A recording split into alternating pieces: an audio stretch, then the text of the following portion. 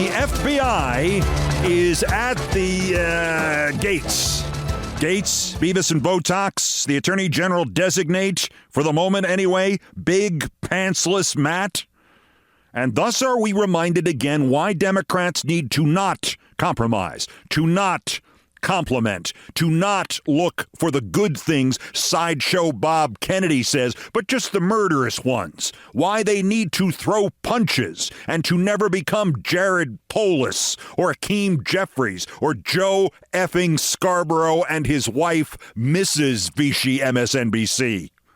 Yesterday morning, the Democrats on the Senate Judiciary Committee wrote to FBI Director Christopher Wray requesting a copy of the FBI file on the Gaetz sex scandal, especially the child sex trafficking part. I mean, even Chairman Dick Durbin signed the letter, and Chris Coons, and by sundown, the New York Times not only had the key details of that file, they had enough of the actual document to publish a copy of a diagram produced by federal investigators for the report by the House Ethics Committee, the report the Republicans are still trying to bury. It is a spectacular diagram, suitable for framing, tracing thousands of dollars in Venmo payments from Gaetz to, quoting the Times, women, including some who testified he hired them for sex, for drug-fueled sex parties.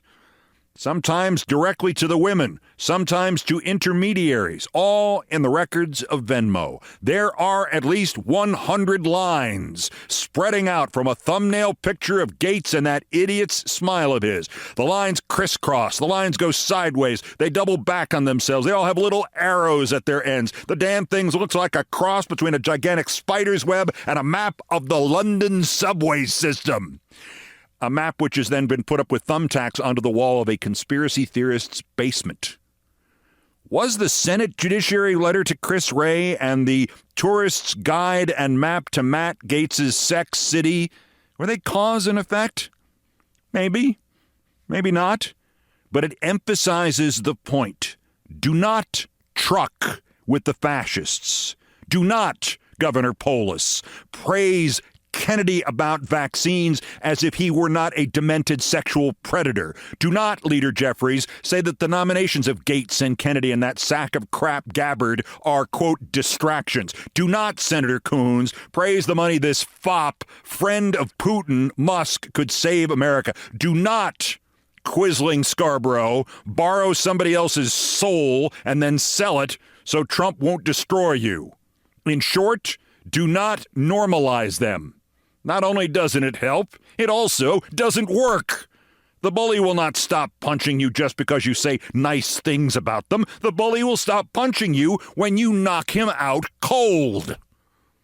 For the time being, the Democrats, the liberals, the progressives, the actual Americans, can accomplish some things, in small letters mostly. But our collective purpose is to send the Trump train hurtling off the track as often as possible, with as many metaphorical casualties as we can achieve.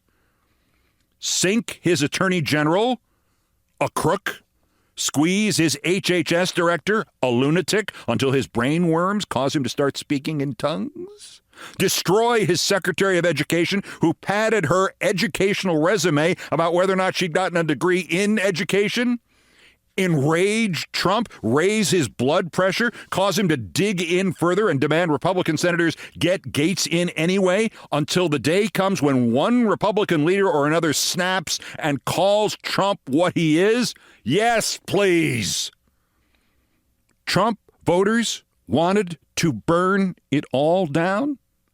Let's burn it all the F down. And let's make sure, first and above all else, that it is Trumpism that is tied to the effing stake.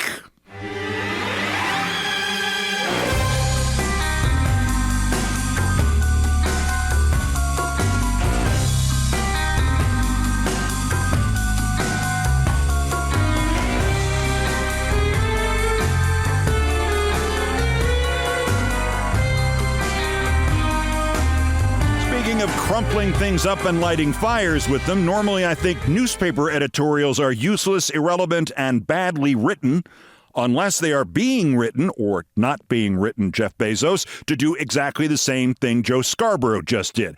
But let me read you highlights of two new ones. Bear with me. Quote first, source second. Quote, while most of the cabinet picks have been excellent, and some of them risky but promising, Gaetz and Gabbard are dreadful. We plead that Mr. Trump rethink them. They're distracting chaos agents who won't accomplish what Trump wants them to, and will most likely backfire on his agenda. Start with Gabbard, Trump's nominee for Director of National Intelligence. She's been sympathetic to dictators in Syria and Russia, instead blaming the victims of violence like Ukraine and Israel. But even worse, the editorial continues, is Matt Gaetz, Trump's nominee for Attorney General. We don't want Trump to be blown up by his own grenade.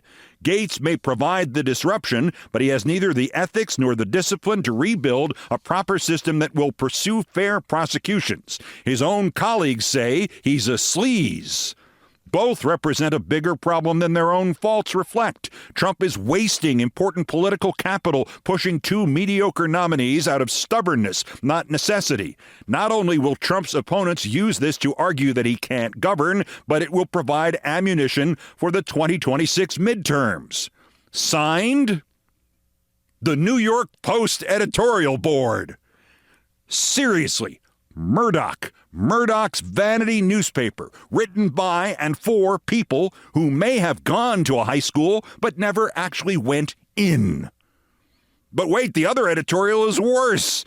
This one notes that the Trump transition team insists it knew nothing about the sexual assault accusation against and payoff by Pentagon nominee Pete Let's Shoot the Civilians Hegseth. Somebody wargamed this and realized the implications. Again, quote first, source second. Whoever leads the Pentagon needs to have the president's trust. If Mr. Trump wasn't informed about this political liability before announcing the nomination, he might reasonably wonder what else Mr. Hegseth hasn't told him. Signed, the Wall Street Journal editorial board. So here are the two most fascist, propaganda-driven entities this side of Alex Jones and Charlie Kirk, and they want Trump to dump Gabbard, Gaetz, and Hegseth. And, oh yeah, the New York Post also chastised him over recess appointments. And I hate everybody who works at all three of these places. But I have to say I see more backbone about these Trump nominees drawn from the wanted bulletins at the post office in these newspapers than I do from Jeffries and a boatload of other Democrats. And more backbone from Rand Paul? Like Rand Paul? The runner-up in his two-man neighborhood boxing division, Rand Paul? Rand Paul has slammed Trump for the whole premise that Hegseth is the nominee at DOD. Quoting him, I'm not in favor of sending the army in uniforms into our cities to collect people. I think it's a terrible image, and that's not what we use our military for. We never have, and it's actually been illegal for over 100 years to bring the army into our cities.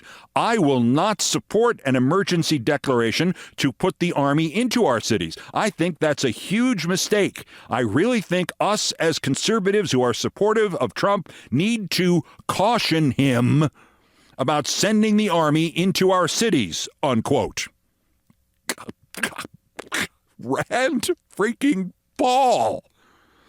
While Trump's team, per a series of reports, not only plans roundups led by that military, it's figured out now a way around the 13th Amendment. It, per the Times, quote, plans to stop issuing citizenship-affirming documents like passports and Social Security cards to infants born on domestic soil to undocumented migrant parents in a bid to end birthright citizenship. Slow walking the Constitution while sending troops to the streets like Hitler did. And even Rand Paul recognizes this, but Jared Polis sees merit in Robert F. Kennedy rather than kicking Robert F. Kennedy in the nuts. Speaking of which, one of the lawyers for some of the women in the Matt Gaetz scandal spells his last name Lepard.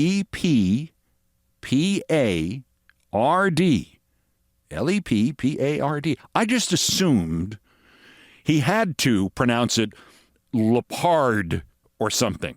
Hi, Joel Lepard, attorney for Ms. Underage victim. Damn glad to meet you. No, sir. His name is Leopard.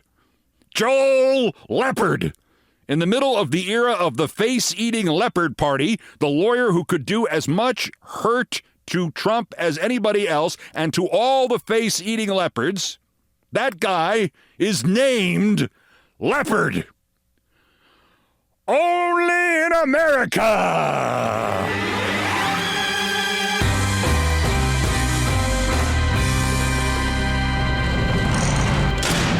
Throw punches. Throw punches. Eat faces. And I don't care who you have to ally yourself with to make sure the punch hits or the face digests. Nate Silver yesterday suggested that President Joe Biden should resign because Nate, who is not exactly Mr. Psychological Stability his own self, is not sure Joe Biden is competent to be president. 2 weeks ago, former Kamala Harris Communications Director Jamal Simmons called on President Biden to resign, not over some question of competence. I mean, good God, if we're going to go through this again, I want Trump to fulfill that promise and take another cognitive test before Inauguration Day. Pro tip, take the under on his score. No, Simmons' idea is this would let the president fulfill his promise to become a transitional president, even if only for a few months. I agree with Nate Silver and Jamal Simmons. Not with their reasons, and not because of any anger or doubt about my old friend Joe Biden, who I will love till the day I die, but I think Joe Biden should resign and have President Kamala Harris be president for an hour or a morning or a week or a month or starting this afternoon, because how many ways would this piss off America's white supremacists? How many misogynists would spontaneously combust? How much would that one vein feeding that one cell in Trump's brain bulge with extra insanity at the thought of President Kamala Harris? And even if somehow they all contained themselves, Joe Biden should do this anyway, because at the bare minimum, Biden resigning, even if it's on the morning of January 20th, and Vice President Harris succeeding him, would make her the 47th president of the United States. And these goddamned MAGA sons of bitches would have to burn every last piece of their worthless Trump 47 merch. And just for their fury over that, this would be worth it.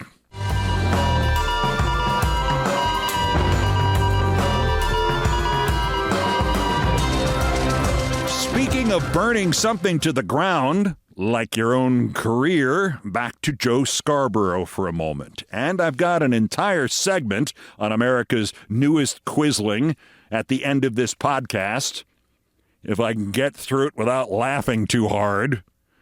My headline on this story is how on earth anybody could be surprised that this Marshall Petain of American media sold out to save his own worthless ass.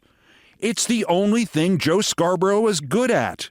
He's been doing it all 26 years I've known him. And the only deviation from the norm here is Joe usually tries to sell somebody else out first. This time, there was nobody else. Happily, I can state with some assurance that this time, finally, Joe Scarborough has ended his own career. Ratings for the Morning Joe Insincerity and Bullshit Musical Review were already down by a staggering percentage after the election.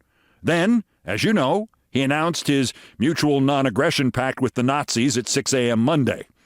And the audience punished him and MSNBC in a way so impressive, so original, so startling that I have never heard of it happening before.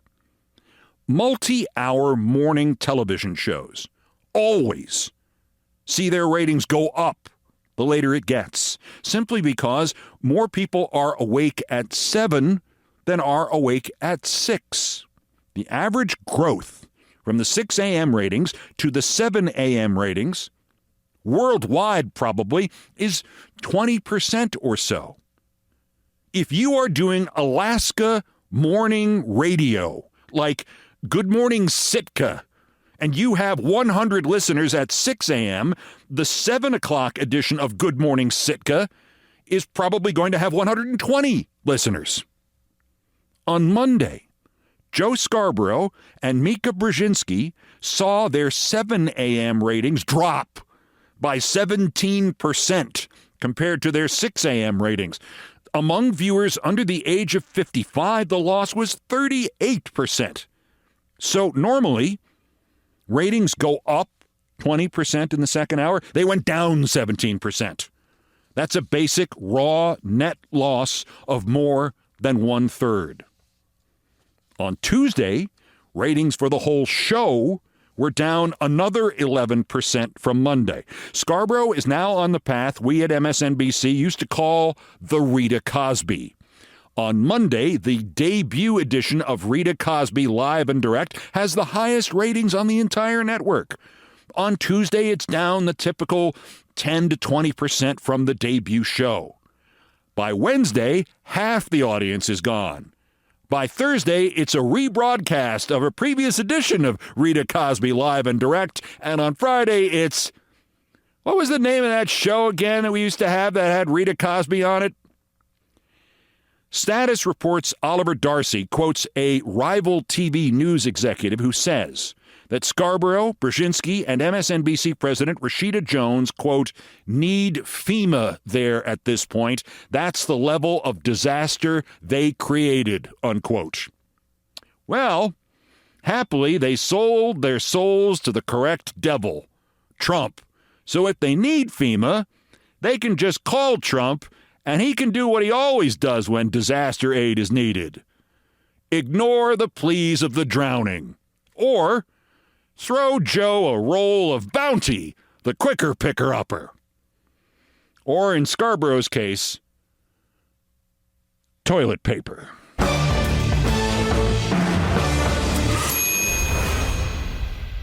Used.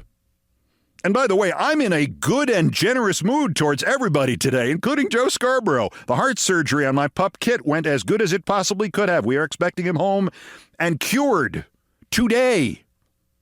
I can't wait to tell him the whole Scarborough backstory later in this podcast. The stuff from, say, 2008, 9, and 10, when he spent nearly his entire day, every day, trying to get me fired. I can't wait to tell him that whole story because Kit is a dog. He's 5 months old, and he weighs 3 pounds. So even he knows Joe Scarborough is a pile of crap in an ill-fitting suit. Also of interest here, speaking of self-owns, like the one of Joe Scarborough's. Have I mentioned Joe Scarborough yet? Speaking of self-owns, Marjorie Taylor Greene has, I swear to Jesus, encouraged some transgendered woman somewhere to come up to her, Marjorie Taylor Greene, and beat her senseless. I'll just repeat that. Greene has basically asked to get beaten up by a transgendered woman. Ladies, please do not rush the door. Everybody will get their chance. That's next. This is Countdown. This is Countdown with Keith Olbermann.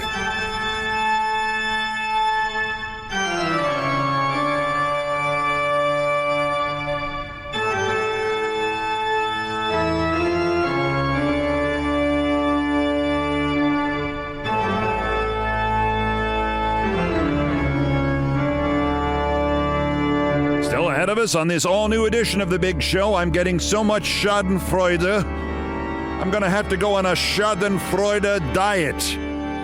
2 months of hilarious stories about my ex and her ex and RFK Jr., and now Joe Scarborough has self-destructed so thoroughly that everybody on the left hates him and everybody on the right hates him.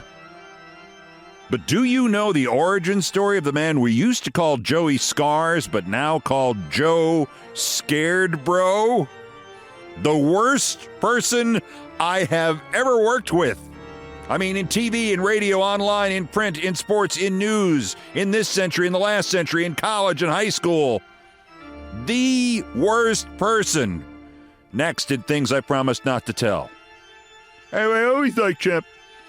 But, believe it or not, there's still more new idiots to talk about. The daily roundup of the other miscreants, morons, and Dunning-Kruger effect specimens who constitute today's other worst persons in the world. That's my Joe Scarborough impression. The bronze worst, to quote Chevy Chase from the original Weekend Update on the original Saturday Night Live. I don't want to kick a man when he's down. I want to kick him when he's down, then set fire to his face, and then put the fire out while wearing baseball cleats.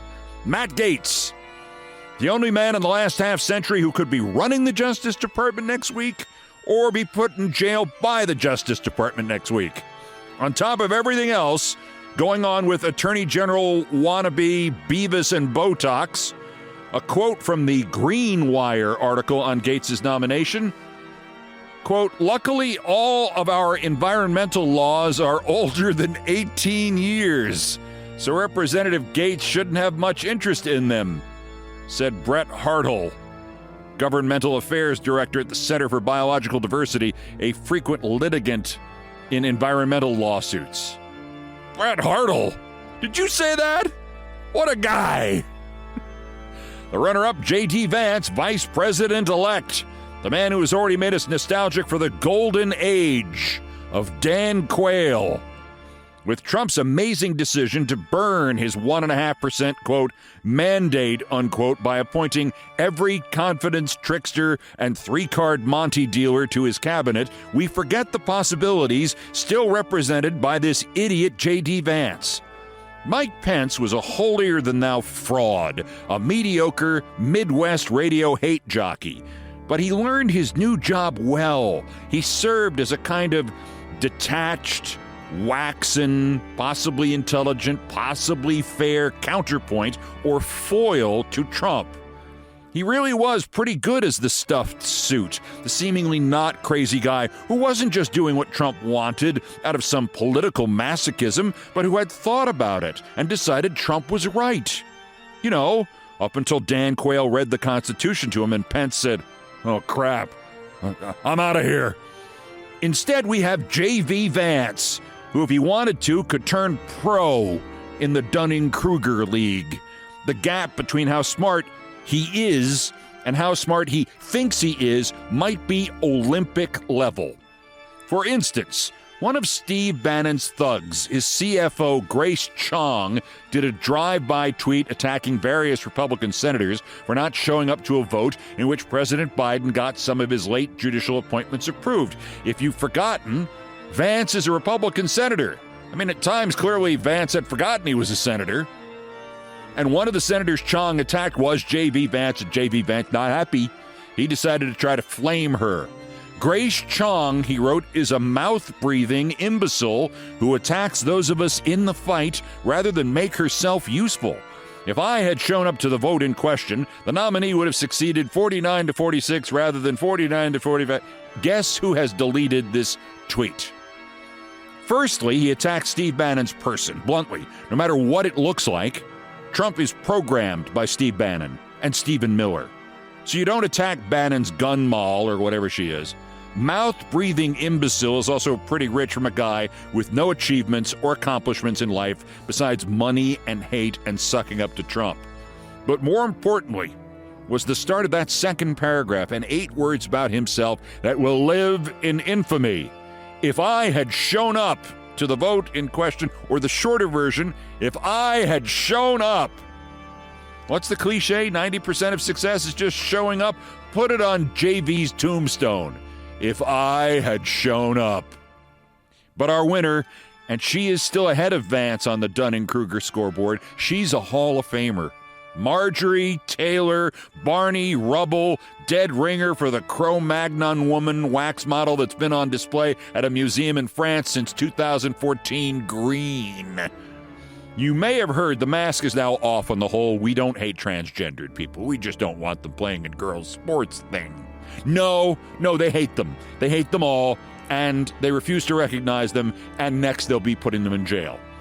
Which was always true, because there are, 50 transitioned women or girls playing scholastic sports in this country, and your daughter, the hoops star, is far more likely to be hit by lightning during a game twice than she is to ever face a transitioned athlete.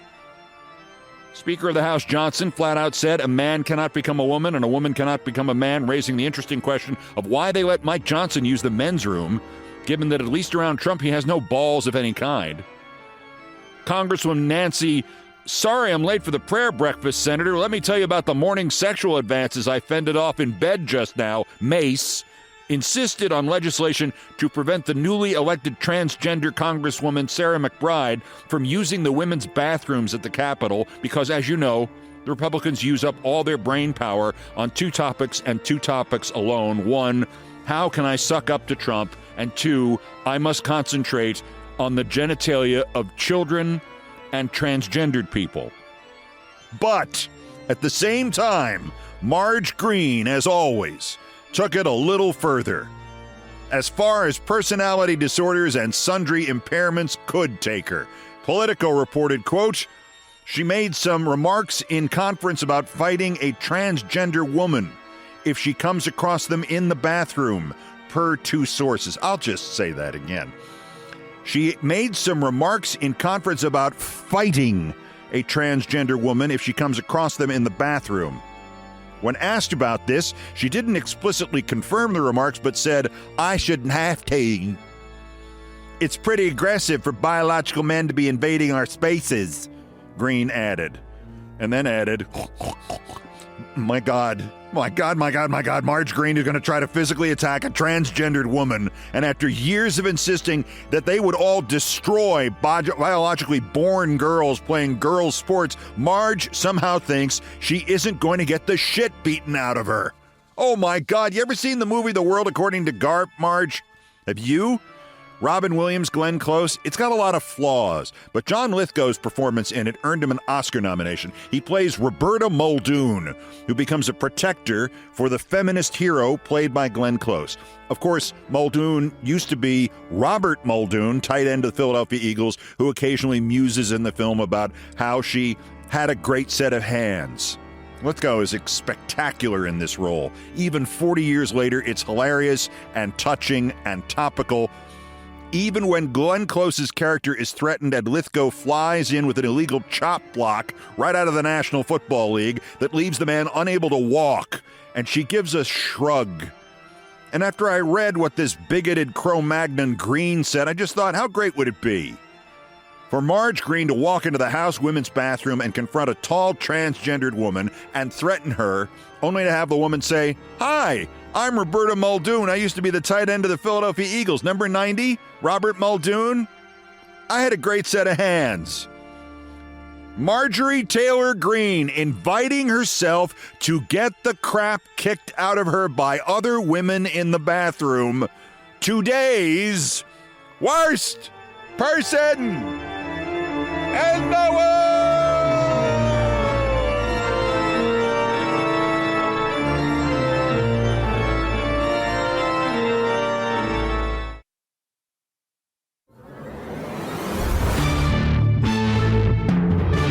Funniest doggone thing. A week ago today, I began this podcast by quoting the line from The Simpsons, the satirical line from the newscaster Kent Brockman. I, for one, welcome our new insect overlords. Then, this past Monday, Joe Scarborough and his latest wife began their morning chat show on MSNBC with a simpering, cowardly, transparent word salad that might as well have literally been, we, for two, welcome our new insect overlords. Only that would have been funny. Let me again mention that in half a century of working in newsrooms ranging from international ones to high school ones, Joe Scarborough is easily the worst person I have ever known. Easily. And I worked with David Letterman's blackmailer. And I worked with a guy who later extorted George Steinbrenner and threatened to break his legs. Joe Scarborough is better than either of them. He is unique. The lack of morals, of principles, of scruples, that's not the result of a fractured brain, like, say, Trump. It's not the result of money needs, like the guy who blackmailed Letterman or the guy who extorted Steinbrenner. It's a tool Scarborough uses, and he has used for at least 25 years. Joe Scarborough was a Newt Gingrich whore. Then he became a far-right, pro-torture O'Reilly wannabe. Then he was the supposedly reasonable conservative whose on-air persona covered up his endless internal sabotage of everybody who was better than him at NBC. Then he was the moderate political salon host in the mornings. Then he was the guy who tried to mainstream Trump and literally traveled to Trump to advise him and was Trump's guy on real TV. And then, when Trump didn't choose him to be vice president, Scarborough decided the real money was in bashing Trump, and so he turned on him and bashed him and bashed him and bashed him and called him Hitler more than a year ago. And when he called him Hitler, it was the first time I'd ever agreed with Joey Scars, but I knew in my gut he was just selling another product. See, there are people who, when confronted in their lives by Nazis, suddenly find themselves choosing to join the government of Vichy France. That's Jeff Bezos. That's not Joe Scarborough. Joe Scarborough has always been a Vichy in search of Nazis to serve. And after 7 years, he'd actually managed to erase his past. He'd virtually erased from his audience's memory any sense that he tried to ram Trump down America's throat in 2016. And then suddenly Monday, he was announcing he and Mika Brzezinski had gone to Mar-a-Lago to try to open a dialogue with Trump, and he then produced an amazing, imaginary, moronic dialogue in which somebody else asked him, "Why the hell would you do that?" with the ludicrous answer, "Why the hell wouldn't you?" The rhetorical answer to that, of course, was contained in Mika Brzezinski's part of this speech, which was as close to an actual hostage video as I have ever seen on actual television. The practical answer is, of course you don't do that, because then you have just turned your network into collaborators. If he's Hitler and you are now saying we must make a deal with him, you are Vichy MSNBC, and everybody who works there who does not say this is Vichy MSNBC is just as guilty. Rachel. Anyway, there are three plausible explanations, I guess equal plausibility for this. I'm not sure which is true. I'm not sure it matters. One, NBC and MSNBC looked at the post-election Kamala Harris Saturday Night Live blowback and the post-election ratings, and since the networks are run by people who do not understand news or political news and barely understand television, they panicked and told him to do it. Or Scarborough looked at the ratings and, being exactly as stupid as his bosses, he panicked and did it himself. Or, as CNN reported Tuesday, he and the missus genuinely assessed the threats by Trump and decided they were vulnerable and they'd have to do something to assuage Trump. And, of course, just going there and saying, sorry, that would hardly do it. But if they also told Trump, we'll go back to sane washing your presidency, only they didn't tell the audience that, well, that would make more sense. That would be pure cowardice, of course. It's the actual plot of George Orwell's 1984. Maybe that last one makes slightly more sense now in light of Tuesday night's news that NBC is going to spin off its news cable operations, finally separating the dead weight of NBC News from what might still grow, MSNBC and CNBC. I beg them to do this as far back as 1997, for God's sakes. Also, you're a listener to this podcast, and I'm the guy who writes it and reads it. The last few weeks, I haven't felt like writing it and reading it, and you haven't felt like listening to it, or at least not as much. We're in mourning. We're in husbanding your resources mode. We're in recovery. Of course the ratings are going to be bad. Go look at Fox News' ratings at the end of 2020 and most of 2021. Did they fire everybody and suddenly wind up with a Joe Biden show in the morning? No. Be professionals. Take the loss. Oh, you're NBC. Oh, MSNBC is only going to make $250 million. Oh, I'm so sorry. People should be killed for that, right? Isn't that the law now? Back at the Joey Scars level, the problems are, Scarborough already burned down his anti-Trump audience in 2015 and early 2016. Then he burned down his new pro-Trump audience in 2016 and 2017 and all the years since. And now he's gone back and burned down his anti-Trump audience again. There's nobody left. The right never stopped hating him. The left, which had just started to forget he was in Trump's pocket for a year, hates him anew, and now is seeing that picture of him and Trump standing there with that idiotic thumb up their ass pose, which I keep tweeting every day. Just a coincidence. Joe resolved this dilemma, namely that nobody wants to watch him anymore or go on his show, by simply pretending none of it is true and that everybody supports him and anybody who disagrees with him is disconnected from reality and we have always been at war with East Asia. The other problem is Joe Scarborough is a terrible person who has always thought he could get away with it, often did, always thought he could blame somebody else, and has always done stuff exactly like this. And I'll get to that in a moment. First, reminding you of the principal problem, by having Nancy Faust remind you, that just cause you call a guy Hitler, maybe you didn't mean that Hitler. Maybe you meant the other Hitler. The singing Hitler, the dancing Hitler, the Hitler with a song in his heart. Oh, Nancy.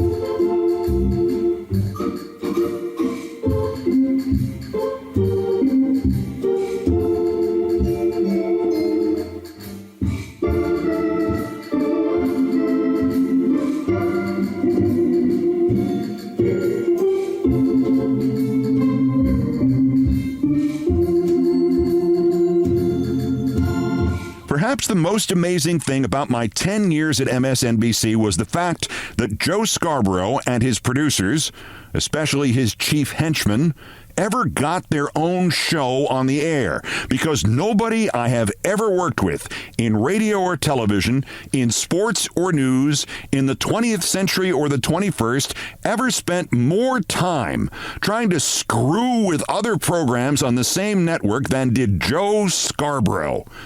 And until just about the time I left in 2011, the guy he sent in to do most of the sabotage for him was this henchman guy.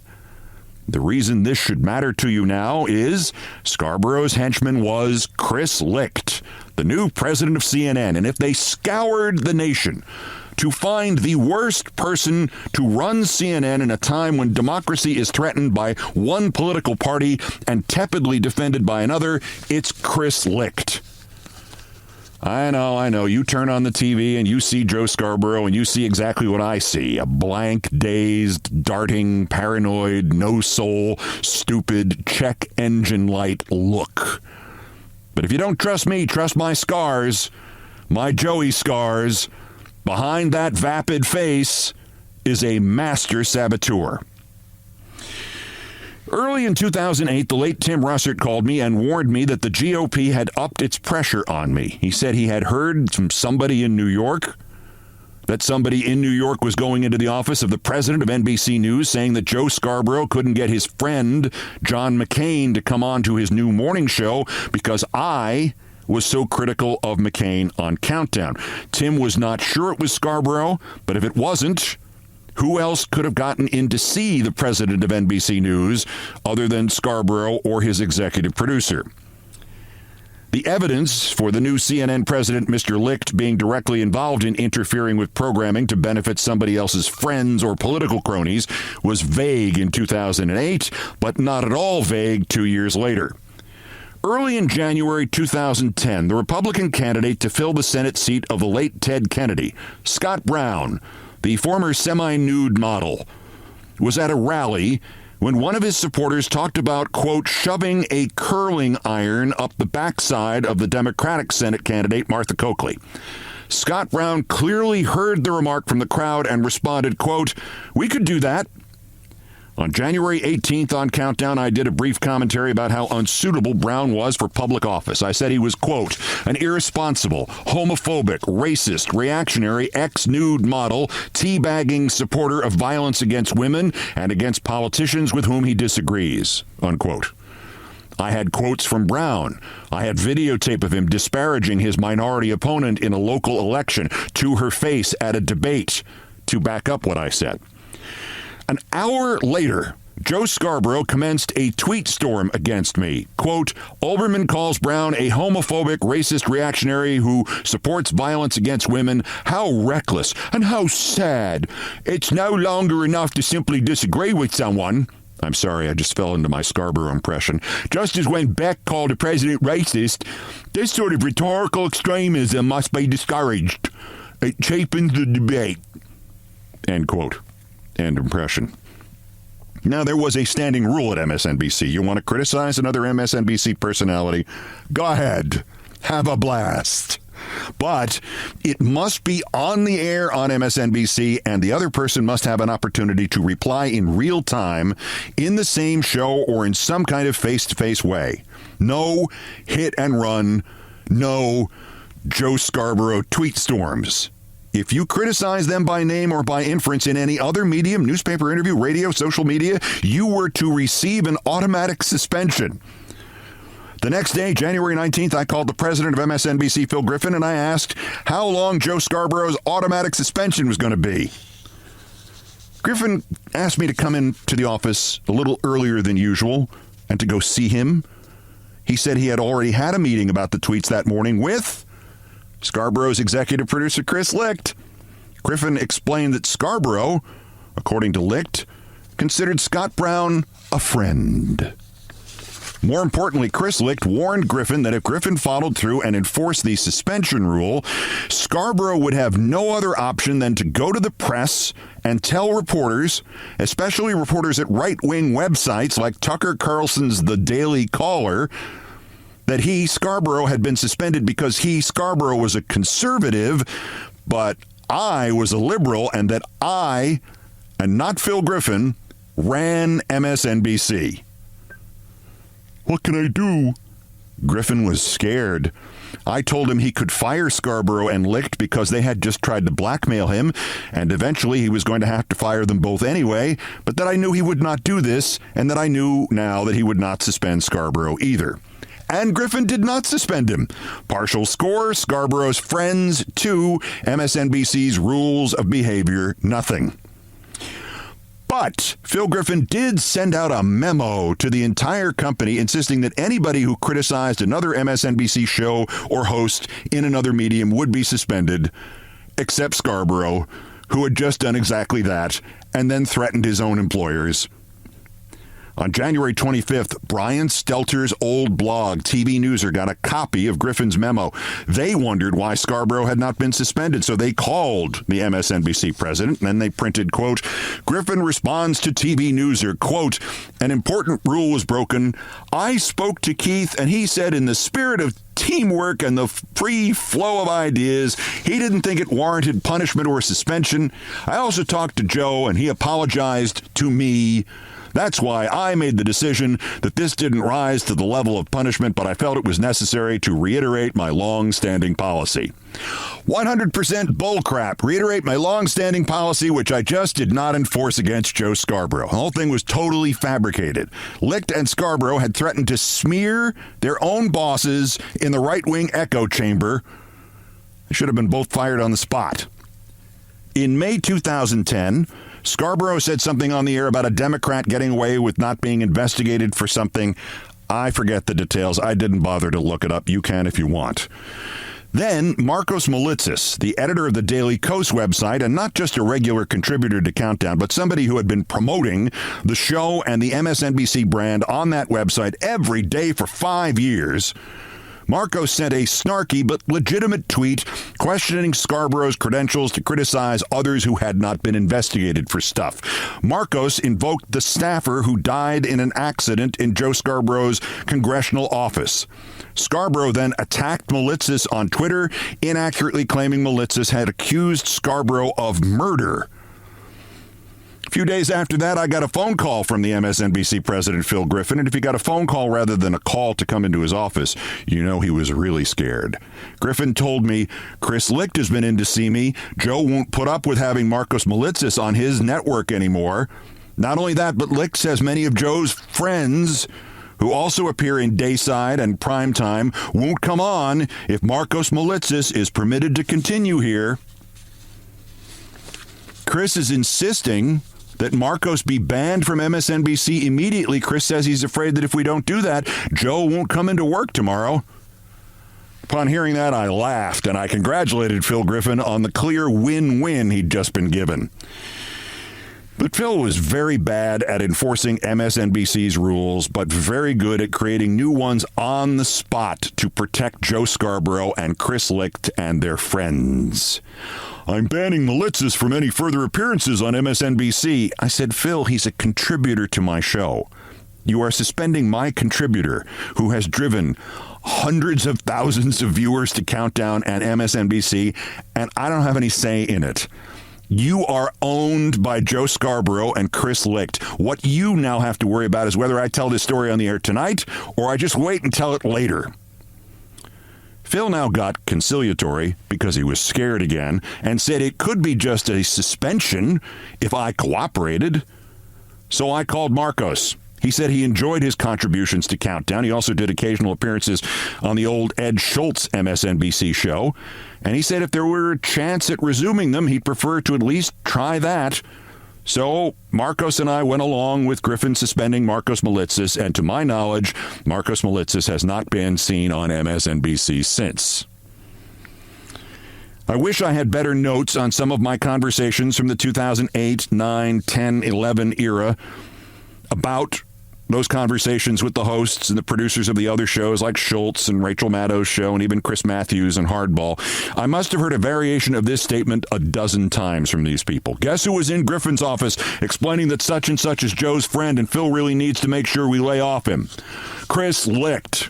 There was usually an expletive in the middle between Chris and Licht.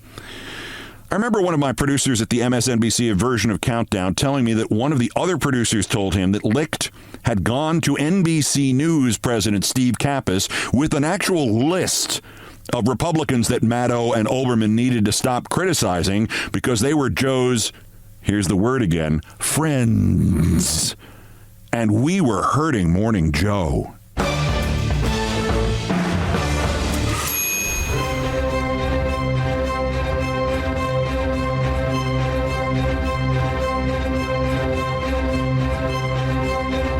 That was Joe Scarborough before he tried to mainstream Trump, then saw that the real money was in slamming Trump, then went back to his pro-Anschluss side because the only constant in his life is this: I'm Joe Scarborough and I think you're stupid.